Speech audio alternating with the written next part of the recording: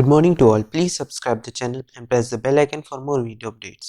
Today is 19 January of 2021 and it's a Tuesday today. चलिए आज का डिस्कस करते हैं हम लोग डेली करंट अफेयर्स, जिसमें हम लोग डिस्कस करते हैं कुछ टॉपिक्स को और उसके बाद देखते हैं हम कुछ क्वेश्चंस को, जो बहुत ही इंपॉर्टेंट क्वेश्चंस होते हैं। कोई भी एग्जाम पॉइंट ऑफ व्यू, कोई भी एग्जाम हो, उसके पॉइंट ऑफ व्यू से जो current affair point of view होता है किसी भी एग्जाम का, उसके हिसाब से हमने क्वेश्चंस इसमें सेलेक्ट किए रहते हैं। तो वो क्वेश्चंस बहुत ही इंपॉर्टेंट है, तो एंड तक वीडियो ज़रूर देखिएगा। और अगर आपने चैनल को सब्सक्राइब नहीं किया तो डाउन साइड आपको एक बटन दिख रहा होगा, क्या कहते हैं, सब्सक्राइब बटन दिख रहा होगा, वहाँ से आप क्लिक करके उसको सब्सक्राइब कर सकते हैं, जहाँ पर आप इस चैनल पे, जहाँ पर सब आप वीडियो आपको सब मिलती रहेंगी। करंट अफेयर्स की डेली आपको 4 बजे वीडियो अपलोड मिलेगी, तो जहाँ से आप क्या कहते हैं इसे एक्सेस कर सकते हैं। और जो बीच में क्वेश्चंस पूछे जाते हैं उनका जवाब आप कमेंट सेक्शन में दे सकते हैं, या कोई क्वेश्चन अराइज हो वो भी आप कमेंट सेक्शन में पूछ सकते हैं। आप क्या कहते हैं हमारे टेलीग्राम चैनल को सब्सक्राइब कर सकते हैं, क्वेश्चन आर 247, जिसकी लिंक, ये लिंक जो दी गई है टेलीग्राम की, इसकी लिंक आपको डिस्क्रिप्शन पर मिल जाएगी, जहां से आप इस वीडियो की पीडीएफ डाउनलोड कर सकते हैं। 4 ही बजे ही क्या कहते हैं ये पीडीएफ डाउनलोड हो जाती है, वहाँ पे आने लगेगी। क्या कहते हैं जैसे ही वीडियो अपलोड होता है 4 बजे, वैसे ही पीडीएफ वहाँ पे अपलोड की जाती है। तो जैसे ही वीडियो अपलोड होगा वहाँ पे आपको मिल जाएगी, तो आप हमारे टेलीग्राम चैनल को सब्सक्राइब कर लीजिए, जो आपकी प्रिपरेशंस को और बूस्टअप करेगा। चलिए आज का पहला हम लोग टॉपिक देखते हैं। आज का पहला टॉपिक आता है सुलावेसी। इसमें बात की गई in Indonesia heavy rain is hampering the search operation, जो सर्वाइवर्स को ढूंढने के लिए हो रहा है कि कौन कौन सर्वाइव किया है। जो बहुत पावरफुल अर्थक्वेक जो आया था सुलावेसी आइलैंड में, उसके कारण जो सर्वाइवर्स है उनको ढूंढने के लिए सर्च ऑपरेशन किया जा रहा है। तो हम लोग देख लेते हैं सुलावेसी के बारे में, क्या कहते हैं सुलावेसी कहाँ पे पड़ता है इंडोनेशिया में, क्या है इसका सिग्निफिकेंस। जैसे आप देख रहे होंगे इंडोनेशिया मैप में, ये है सुलावेसी। ये Java island, Borneo, Philippines, Halmahera, Papua, East Timor, West Timor, Sumba, ये पड़ता है सुलावेसी। जहाँ पे अर्थक्वेक जो इस वक्त आया है, पावरफुल अर्थक्वेक सुलावेसी आइलैंड में, वो यही है। तो हम लोग डिटेल में देख लेते हैं। सुलावेसी एक आइलैंड है इंडोनेशिया का, जो सिचुएटेड है ईस्ट ऑफ बोर्नियो में, वेस्ट ऑफ मलुका आइलैंड जो पड़ते हैं उसके वेस्ट में, मिंडानो के साउथ में, और सोलो आर्च प्लेजो पे।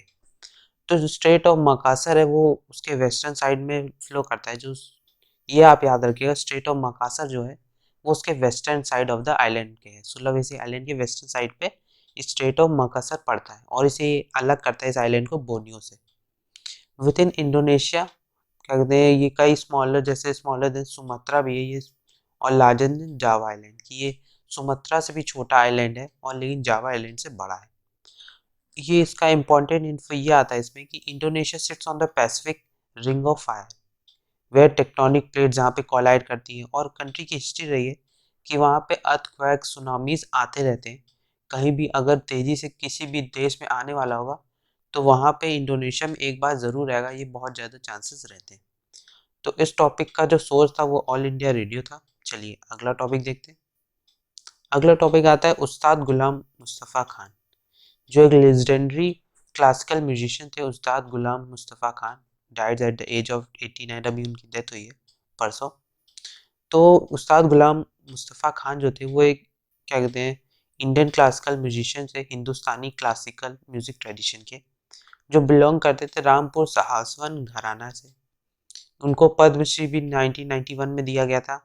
उसके बाद पद्म भूषण भी 2006 में, और फिर पद्म विभूषण 2018 में उनको मिला था। अब ये याद रखिएगा, क्योंकि ये बहुत बड़े म्यूजिशियन थे, तो इनके बारे में पूछ लिया जाता है कभी कभी एग्जाम में कि इन्हें कब पद्मश्री कब मिला था, पद्म भूषण कब मिला था, पद्म विभूषण कब मिला था, तो ये पूछ लिया जाता है। तो पद्मश्री मिला था 1991 में, फिर पद्म भूषण मिला 2006 में, और पद्म विभूषण मिला 2018 में। उन्हें संगीत नाटक अकेडमी अवार्ड भी दिया गया था 2003 में। तो ये जो टॉपिक था इसका सोर्स था द हिंदू। चलिए अगला टॉपिक देखते हैं। अगला टॉपिक आता है ओपन स्काईज ट्रीटी। इसमें बात की गई है कि रशिया ने अभी अनाउंस किया है कि वो लीव कर रहा है, ओपन स्काईज ट्रीटी जो थी उसको लीव आउट कर रहा है, अब उसमें वो नहीं रहेगा रशिया, ऐसा उसने अनाउंसमेंट किया है। तो देख लेते हैं ये है क्या। ये जो पहली बार प्रपोज किया था ओपन स्काईज ट्रीटी, वो 1955 में, जब फॉर्मर यूएस प्रेसिडेंट थे ड्विट एसन हावर, जो कई टेंशन जो चल रहे थे कोल्ड वॉर के समय, उसको को देखते हुए इस लैंडमार्क ट्रीटी को साइन किया गया था। 1992 ये साइन हुई थी 1992 बिटवीन नेटो मेंबर्स और फॉर्मर वो जो वॉर्सो पैक्ट था उसके बीच में, जो कंट्री फॉलो करती थी सोवियत यूनियन के बीच में। ये इफेक्ट में आया था 2002 में और इसमें 35 सिग्नेटरीज थे, जिसमें कई की प्लेयर्स थे यूएस और रशिया के, और कई नॉन रेटिफाइंग मेंबर्स भी थे जैसे कजाकिस्तान, जिनका कोई इसमें योगदान नहीं था। ये एक अकॉर्ड था कंट्रीज के बीच में जो participant to fly unarmed reconnaissance flights की आर्म जो फ्लाइट्स उड़ रही हैं वो आर्म्ड ना रहे, इसलिए ये जो अकॉर्ड साइन किया गया था। ये जो ट्रीटी थी इसमें a member state can spy on any part of the host nation, की वो होस्ट नेशन है उस पर स्पाई कर सकता है, जितने भी मेंबर स्टेट हैं वो उस पर स्पाई कर सकते हैं और देख सकते हैं कोई दिक्कतें तो नहीं है। इन नवंबर हमने देखा था कि यूनाइटेड स्टेट ने लेफ्ट किया ओएसटी फर्स्ट, पहले ओएसटी उसने लेफ्ट किया और एक्यूज किया रशिया को कि उसने पैक्ट को वॉयलेट किया है, और उन्होंने एलिगेशंस लगाए कि Russia denied Moscow has now blamed Washington for its own decision on leaving the treaty, कि अब मॉस्को ने क्या कहते हैं आरोप लगाए कि वाशिंगटन यूएसए की वजह से उन्होंने अपने ट्रीटी इस ट्रीटी से ओपन स्काईज ट्रीटी से नाम हटाया है। तो इसका सोर्स था इंडियन एक्सप्रेस, इस टॉपिक का सोर्स था इंडियन एक्सप्रेस। चलिए अगला टॉपिक देखते हैं।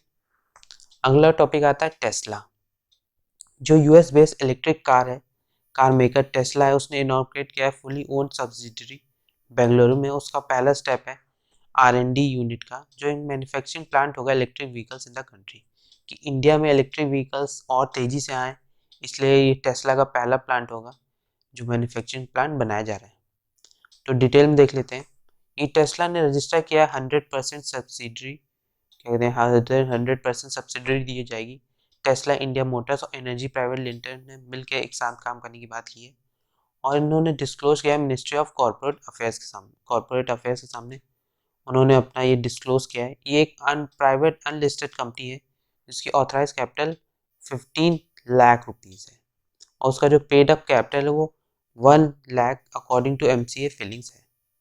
ये इंडिया में आएगी विद अ मॉडल 3 सेडान जो है उसके मॉडल से के साथ ये लाई जाएगी इलेक्ट्रिक कार, जिसकी क्रॉस जो प्राइस है वो लगभग 60 लाख बताई जा रही है।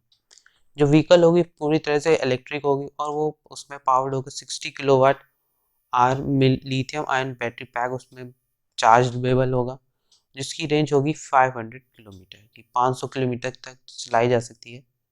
और in span of only 3.1 second जो सेडान होगी speed up to 60 metre per hour की स्पीड से भाग सकेगी, और उसकी टॉप स्पीड अराउंड 250 किलोमीटर आएगी। तो जो ये सेडान है क्या कहते हैं, जो टेस्ला है, ये टेस्ला एक इलेक्ट्रिक व्हीकल्स कंपनी पूरी तरह से सेटअप करेगी इंडिया में, जिससे इंडिया में भी इलेक्ट्रिक व्हीकल्स के जो रुका है कि लोग नहीं खरीदते उनका वो जो कि अच्छा मॉडल नहीं आता, कि जो इलेक्ट्रिक व्हीकल्स हैं उनके अच्छे मॉडल्स आने चाहिए, इसलिए लोग नहीं खरीदते जब तक नहीं आते, तो इसीलिए टेस्ला ने लॉन्च किया है और अपनी मार्केट बनाने की सोची है। तो इसका सोर्स था ऑल इंडिया रेडियो, इस टॉपिक का भी सोर्स ऑल इंडिया रेडियो था। अगला टॉपिक देखते हैं। अगला टॉपिक आता है 5G। डिपार्टमेंट ऑफ टेलीकम्युनिकेशन ने कई इनपुट्स लिए टेलीकॉम से और अदर इंडस्ट्री एक्सपर्ट से इसके सेल और use of radio frequency spectrum के ऊपर, जो नेक्स्ट 10 ईयर्स के बीच में थे, इंक्लूडिंग FG बैंड जो 5G बैंड से उनके ऊपर भी बात की है। तो डिटेल में देख लेते हैं। ये 5G है या 5th जनरेशन, ये लेटेस्ट अपग्रेड है जो लॉन्ग टर्म इवोल्यूशन था LTE मोबाइल ब्रांड नेटवर्क का, एक तरह से अपग्रेड है उसका। 5G मेनली वर्क करता है 3 बैंड में, low mid and high frequency spectrum में, जिसमें इसके कई यूजर्स हैं, कई लिमिटेशंस हैं। जैसे लो बैंड स्पेक्ट्रम में ग्रेट प्रॉमिस होता है कवरेज और स्पीड ऑफ इंटरनेट और डाटा एक्सचेंज का की काफ़ी अच्छी आएगी, और जो मैक्सिमम स्पीड है वो लिमिटेड टू 100 Mbps होती है इसमें। जो मिड बैंड होता है उसमें अदर एंड ऑफर्स अच्छी स्पीड आती है लो बैंड से, और उसमें कई लिमिटेशन भी हैं जैसे कवरेज एरिया और पेनिट्रेशन ऑफ सिग्नल्स, इसका डिसएडवांटेज मान लीजिए। हाई बैंड स्पेक्ट्रम काफ़ी तेज स्पीड देता है, तीनों बैंड में से सबसे ज़्यादा स्पीड इसी में आती है, और जो लेकिन एक्सट्रीमली लिमिटेड कवरेज होता है इसमें, बहुत छोटा कवरेज होता है, और जो सिग्नल पेनिट्रेशन स्ट्रेंथ है वो भी कम होती है। इंटरनेट स्पीड जो है high band spectrum of 5G वो लगभग टेस्ट की गई है high as 20 gigabits per second से, और कई केसेस में ऐसा माना जाता है कि जो maximum internet data speed in 4G वो रिकॉर्ड की गई थी 1 Gbps में। तो इस टॉपिक का जो सोर्स है वो इंडियन एक्सप्रेस है। चलिए अब देखते हैं हम कुछ क्वेश्चंस को जो बहुत ही इंपॉर्टेंट क्वेश्चंस हैं एग्जाम पॉइंट ऑफ व्यू थे। तो इन क्वेश्चंस को आप ज़रूर देखें, क्योंकि ये क्वेश्चंस अगर आपने पिछला वीडियो पीछे का नहीं देखा तो ठीक है, लेकिन ये क्वेश्चंस आप ज़रूर से ज़रूर देखें, क्योंकि ये क्वेश्चंस बहुत ही इंपॉर्टेंट है एग्जाम पॉइंट ऑफ व्यू से। चलिए पहला क्वेश्चन देखते हैं। पहला क्वेश्चन आता है कि फॉरेस्ट फायर्स के लिए 3 स्टेटमेंट दी गई कि कौन सी स्टेटमेंट सही है। तो पहली स्टेटमेंट आती है कि हिमाचल प्रदेश में कई बार विटनेस किया है उसने forest fire, dry weather conditions में भी फ्रिक्वेंटली विटनेस कर रहा है। दूसरी आती है कि फॉरेस्ट फायर अकर मोस्ट कि चिरपाइन एरिया फॉरेस्ट जो है वहाँ पे सबसे ज़्यादा फॉरेस्ट फायर्स होती हैं। तीसरा आता है कि फॉरेस्ट फायर के कारण ऑर्गेनिक मैटर इंक्रीज होता है और सॉइल इरोजन को प्रिवेंट करता है। तो आपको ये देख के ही लग रहा होगा कि तीसरी स्टेटमेंट गलत है, पहली दूसरी सही है। तो ऑप्शन डी इसका आंसर है। आप अपने अपने आंसर्स कमेंट सेक्शन में जरूर मार्क करें, और कोई क्वेश्चन हो किसी भी क्वेश्चन को हम आंसर करने की पूरी कोशिश करेंगे। चलिए इसका डिटेल देखते हैं।